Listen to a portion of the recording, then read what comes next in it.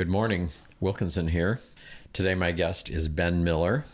Who is Ben Miller, you ask? Well, from my perspective, Ben is a really good friend of a lady that I interviewed a while back, Larendee Roos, who had a fabulous podcast. And she said to me one day, "Oh, you have to interview my friend Ben." So we've been dialoguing a little bit. Now he's passing through and he's here and I'm happy about it. And here he is. So say hello. Hi, I'm Ben Miller.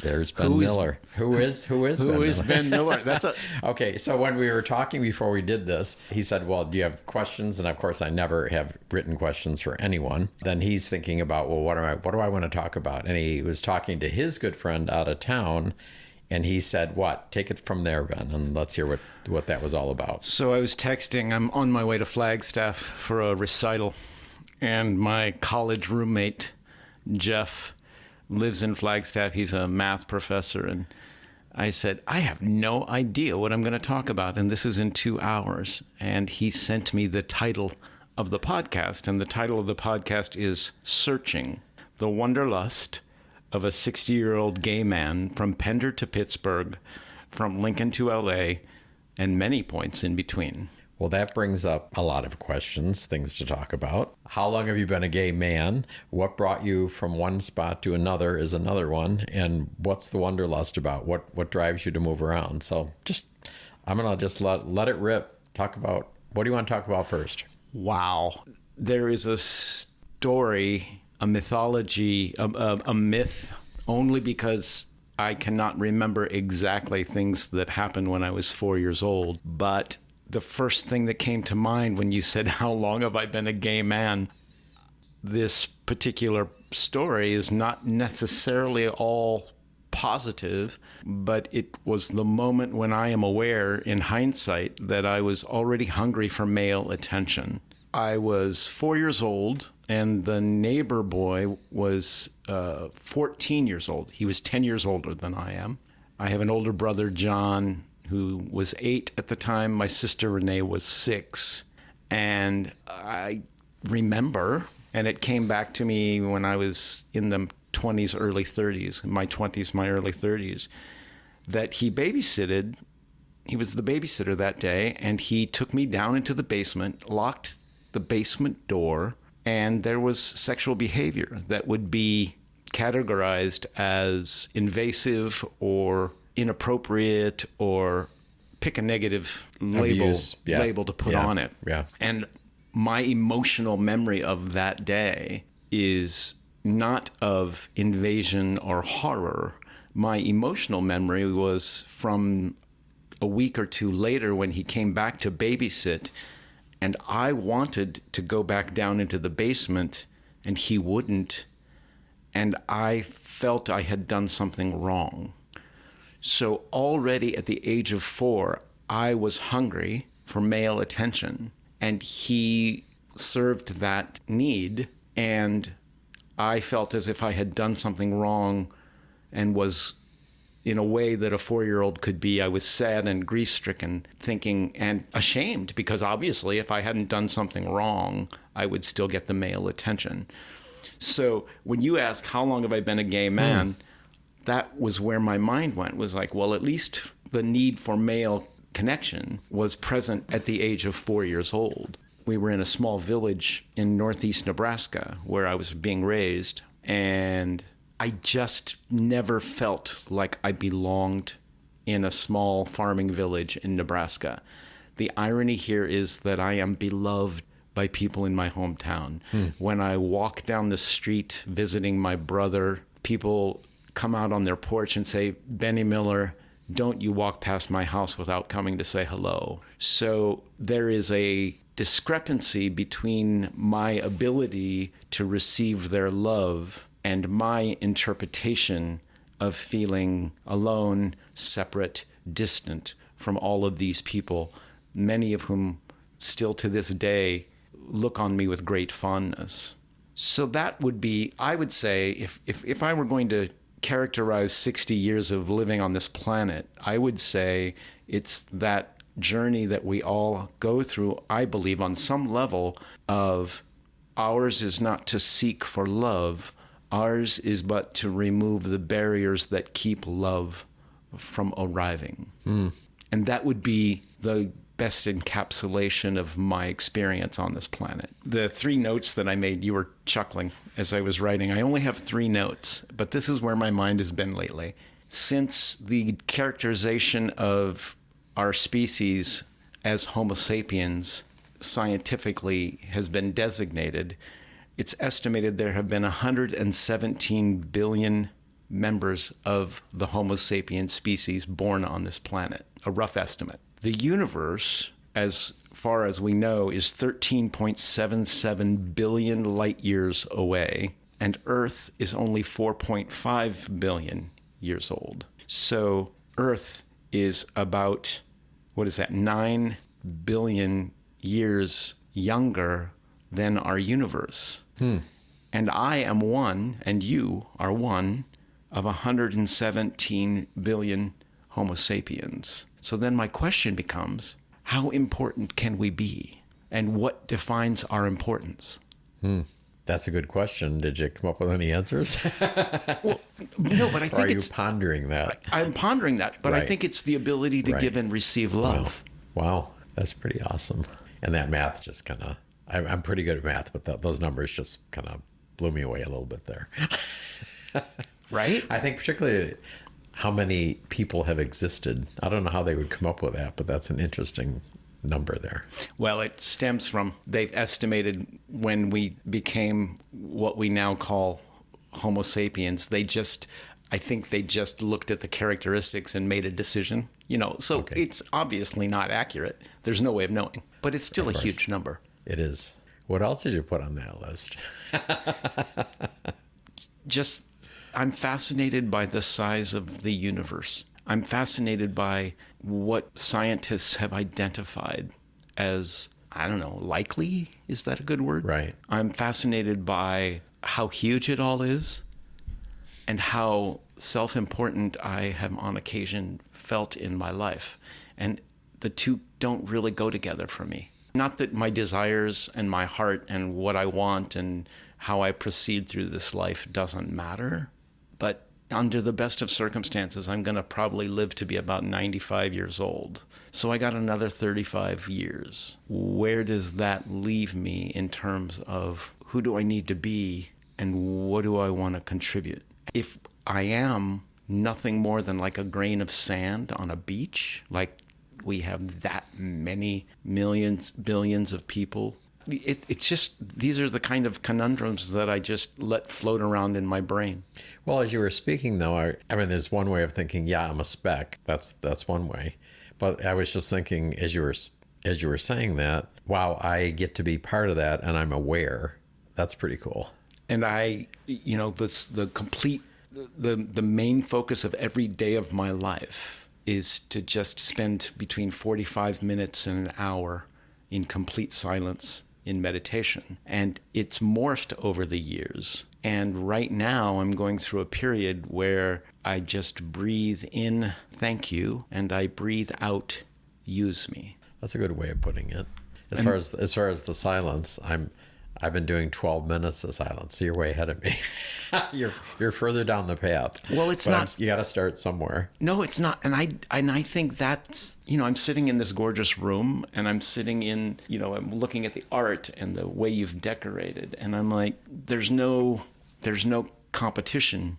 Right. We bring ourselves to the game and do the best we can every day. Yeah. Well, I don't feel I'm competing. I feel I'm at 12 minutes, and that's cool. I was at no minutes before, so that was good. But I do think I think moments of reflection. I'm all for navel gazing. I completely am all for just like chill out, hop off the hamster wheel, take a deep breath or two, feel the sensuality of the swimming pool or a lake or an ocean. I'm not a great hiker, but I understand the desire to be amongst all the sights and the smells of a mountain trail, right? Or for that matter, a busy coffee shop. Like right. It's all we get to choose from column A, column B, and all the way down the line. Right. And when you say that, because I'm from the Northwest, and that originally from the East Coast, but I lived most of my adult life around the Seattle area.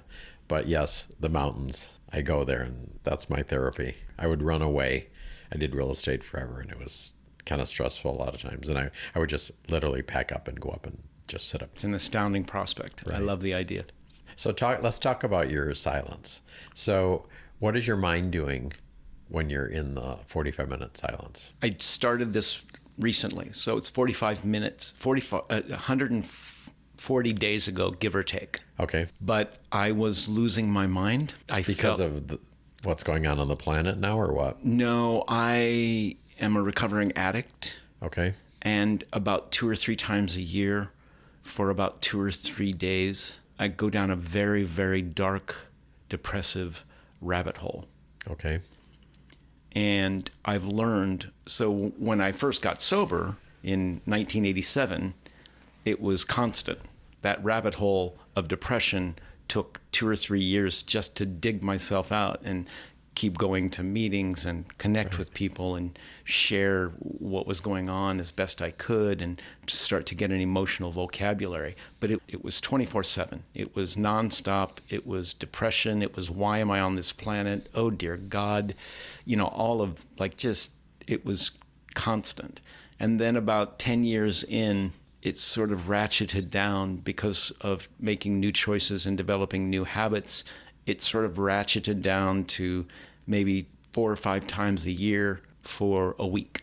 And then over the years, it's just gotten very, very, it's not predictable when it's going to show up, but it's only for like 2 or 3 days. And it's no longer, it feels bearable until this last time. And I don't know what was different in the circumstances, but I was not being kind to myself with my thinking. I was wondering how I was going to move through it. And mind you, I've been through it for years. So moving through it for me is a matter of go to the swimming pool, meditate, play a favorite piece of music, go play the piano, read that book that you've already read 7 times, whatever. There are a list of tools. Right. But for some reason, I was there for 2 or 3 or 4 days this last time, and I thought, okay, you know what to do. You've got to go deeper. There's something knocking on the door.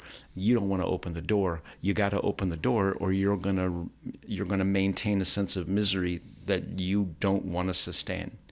Not that I couldn't survive it. Who wants to live that way, right? So it started about, I don't know, 130 days ago, 140 days ago. And it took 40 days just to quiet my mind down and be present to my breath. It took another 40 days to realize, oh, you wake up with a sense of anxiety. That's just sort of a natural state. And then it took another 40 days to get to what's underneath the anxiety. And for some reason, I felt like I had a choice. And so I started using that mantra, thank you, use me. Thank you, use me. Now, here's the interesting thing. The first thing that happened when I started saying use me, if you're opening yourself up to be used... You end up on a podcast. I like that. That's very funny. And yes, you might become the object of somebody else's projection, someone who you've always been fine with in your estimation might all of a sudden decide that you're not the person they want to be around. Like, anything's possible. You've opened yourself up to be used. Someone's using you to heal. It may or may not have anything to do with me, but I have to just breathe through it and say, okay, do your work. Ben Miller, take stock of who you are and where you stand in this particular situation. Try not to be cruel or judgmental about what they need, but they've decided. I just recently feel like a friend of mine just sort of turned 180 degrees, and we're in a period of space. And I love this person deeply. And we've been close daily for like the last 4 or 5 years. I had to just step away from the stove, and I had to take a broader perspective, because I'm the one that says, thank you, use me. Right. And sometimes I still feel at the effect of somebody else's perception of me, which is, in my estimation, not really any of my business. Right. But it's hard. But, saying all that, it brought up so many things for me because, I've been doing energy work with Mark Hollenstein, my guy here in Palm Springs, for about 5 years. And I'll just try to remember a couple of them. I didn't jot anything down as you were speaking. But the first thing was the anxiety, because what I learned even in my 12 minutes, and Mark's been talking about this, is I think with the chaos going on in the world right now, a lot of what we feel is not our stuff. So the energy is just the collective energy, and it's can be pretty overwhelming at times. So I've had to, a couple of weeks ago, I had a time where I woke up and I just felt totally bummed out, and everything was going great. There's no reason to feel bummed out at all. But I sat with it, and it was not my stuff. And once I just said, I acknowledge that, but that's not me. And I kind of let go of that in the quietness, and it really changed things. But the only thing, when you were talking, as far as your recycling, and I work with Mark, I listen to various podcasts, and a lot of people are saying the same thing nowadays. But and I see things visually a lot. I see pictures, and as you were talking, and I'm sitting here looking at you, I just had this picture, and it was almost like when you're talking about the addiction and everything was so heavy at first, what I was picturing was a washing of you. And the first thing was all of the stuff just came out.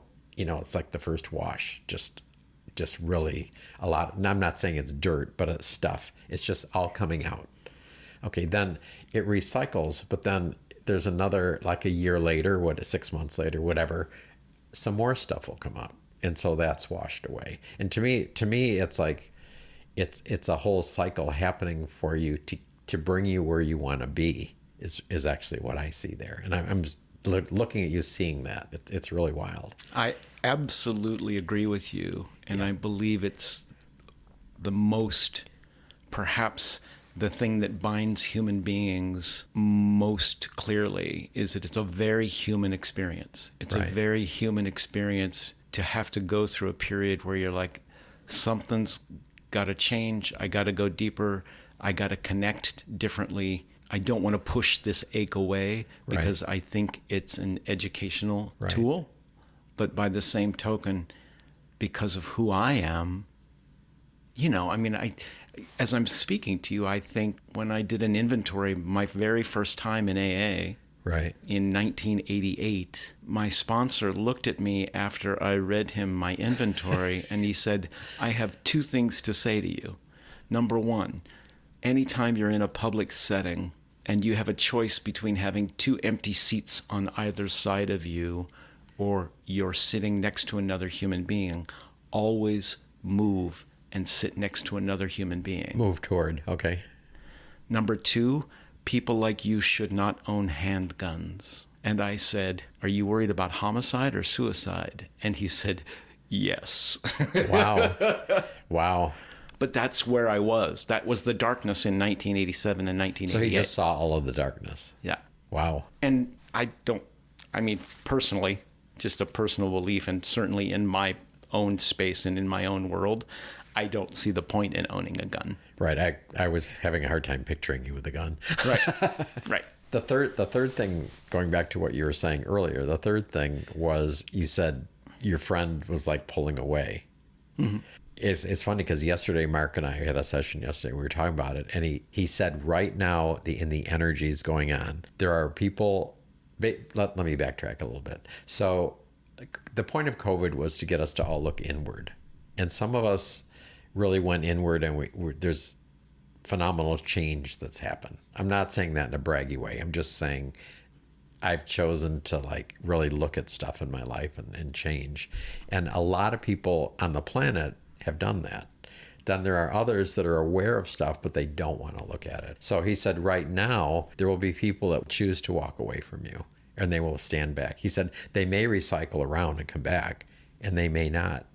But they don't want to be where you are. You've made a choice of where you're going, and they're making a choice. And he said, it's okay. You just need to stand back and let them do what they need to do.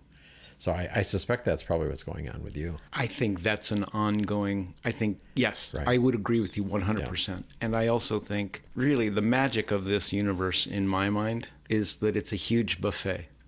And you get to choose. I want this. I don't want that. And you sometimes stand at the buffet and you're spending time with sometimes an entire group of people. And then 4 years later, 5 years later, 10 years later, you no longer, you want to move to a different part of the buffet. Right. There's absolutely nothing out of ordinary about that. Right.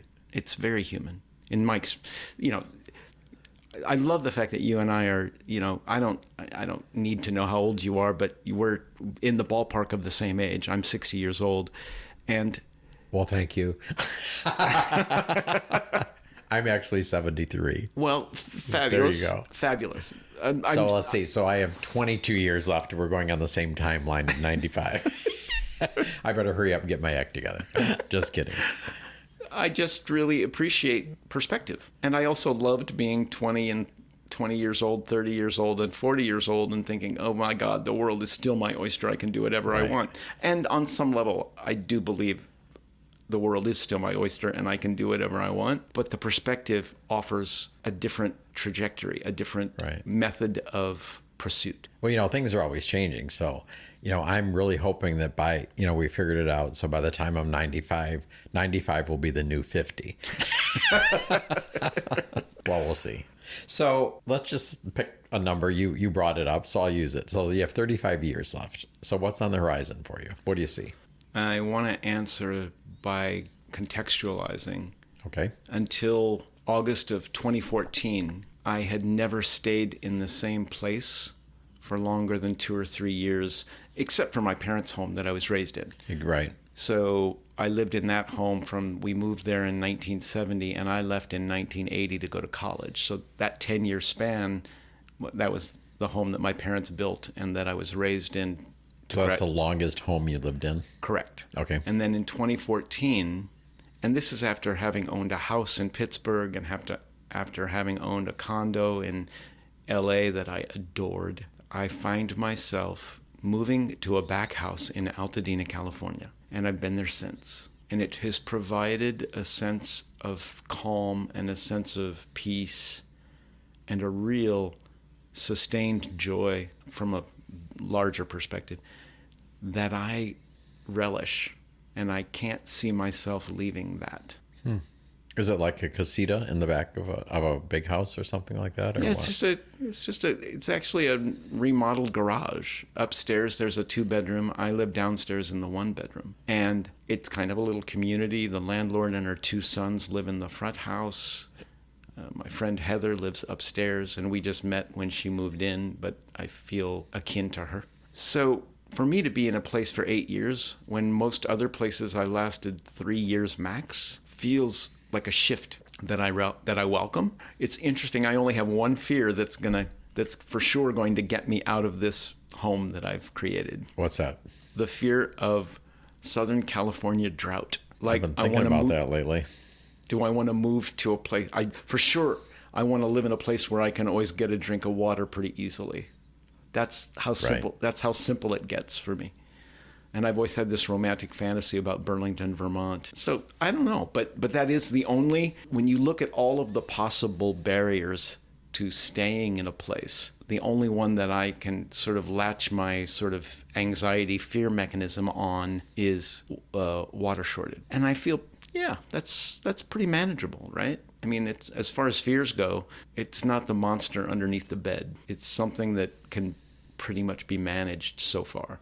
So you're in Pasadena. What do you do with yourself right now?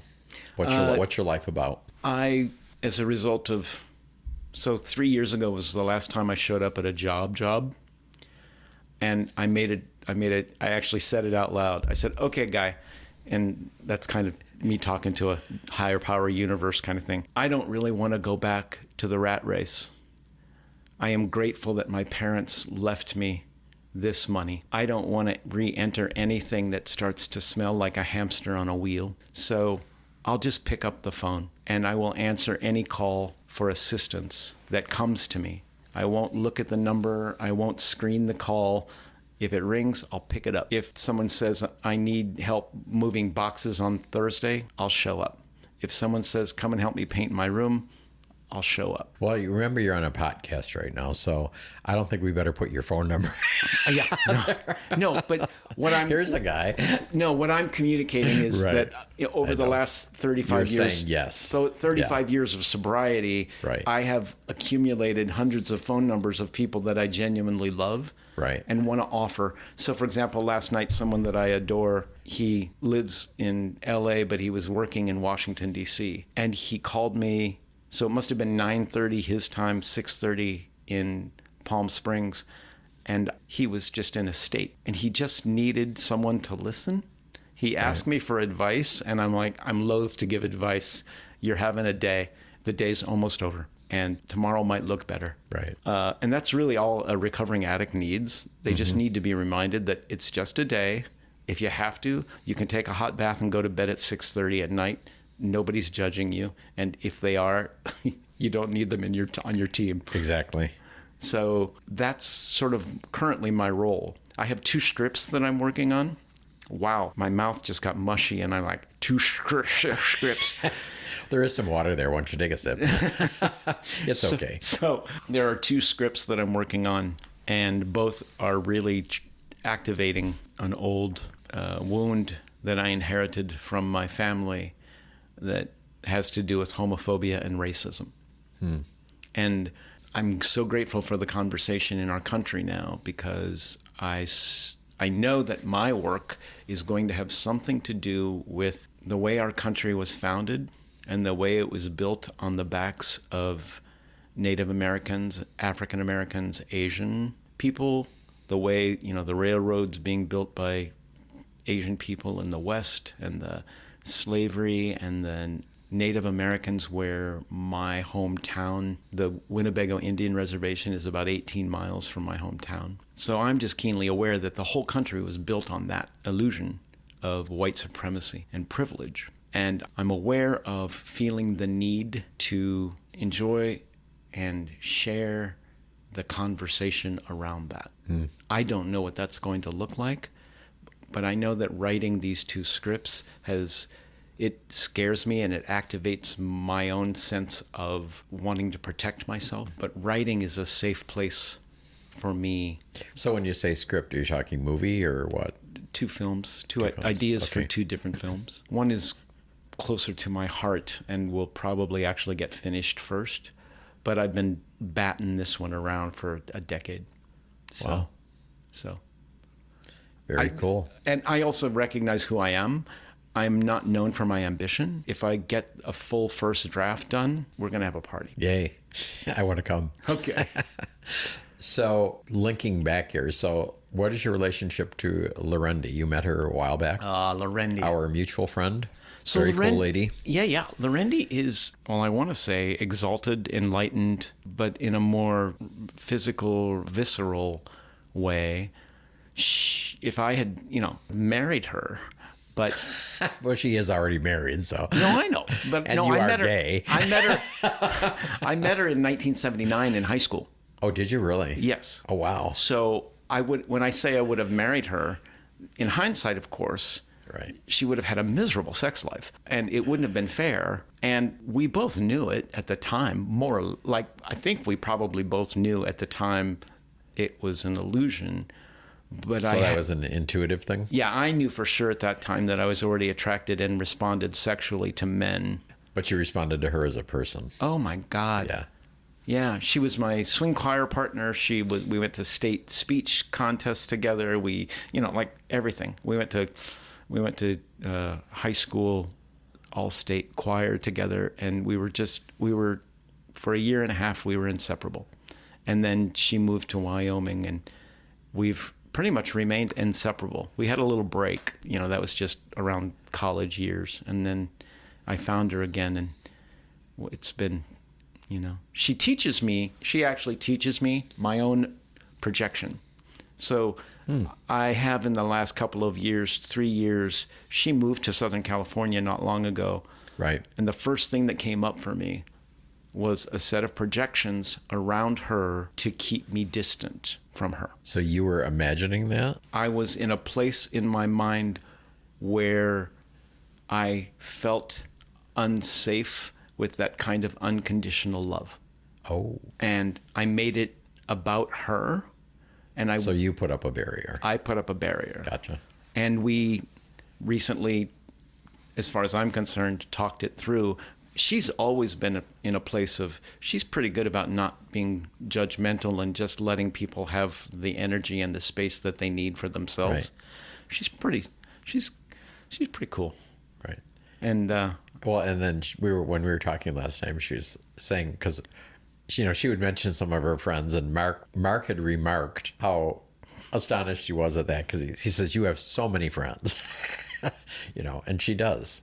Yeah. I mean, and of course they come in and out of her life as life goes on, and we all have our times together, and then we take a break for a while and then come back together. But she is a pretty cool person. And I have to say, I've been doing the podcast for 2 months, and hers is absolutely knocked it out of the ballpark as far as downloads. I mean, she's had my other most popular one, she's more than double on the downloads, because she has a huge following and everybody loves her. Of course they do. That was really great. And of course she hooked me up with you, this has been a really fun time. Yeah. So do you have any final words that you want to share with anyone? That element that, for me, the thread of the last 40 minutes or however long we've been speaking, I take connections to other human beings. They're pretty important to me. Getting back to that, if I'm just a grain of sand in this huge universe with 117 billion Homo sapiens, then how important am I?